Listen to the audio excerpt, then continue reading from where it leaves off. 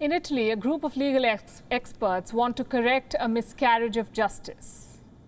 The task won't be easy because the case they're talking about is 700 years old. The supposed victim is Dante, the one and only Dante, the Italian poet behind Divine Comedy. 700 years ago, Dante was stripped of a political post that he held. He was sent to exile. 700 years later, his descendant says he was a victim of biased judges and wants to undo this injustice. They say justice delayed is justice denied. What if the case is 700 years old? That's how long Dante Alighieri, the man Italians call the supreme poet, has awaited justice. His descendants now plan to undo what they call a miscarriage of justice. Globally, Dante is known for producing Divine Comedy, the greatest literary work in the Italian language. But for the city of Florence, he is still a person with a criminal record. It's a fascinating story. The year was 1300 AD. Dante was serving as one of Florence's 9 elected rulers, but this post landed him in trouble.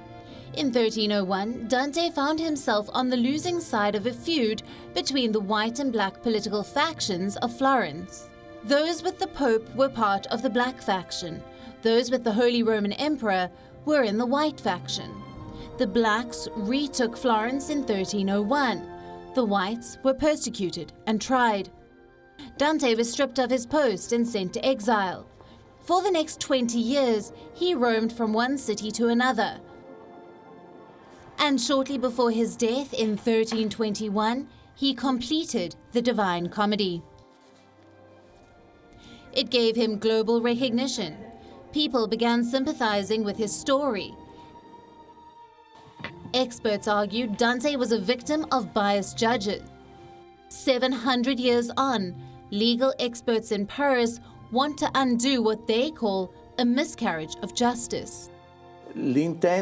Our intention is to verify, not only on the basis of the legal principles universally recognized today, but also on the basis of the law at this time, to find out whether they are sentences handed down after a fair trial, or whether, on the contrary, they are political convictions to eliminate a disturbing adversary, as Dante was for the black Guelphs of the time. On the 21st of May, lawyers, senior judges and prosecutors will reopen the case. They will assess if the centuries-old verdict against Dante could be the subject of a retrial, or ideally be quashed. Among those seeking justice is an astronomer with a direct bloodline to Dante, and a descendant of the judge who exiled him.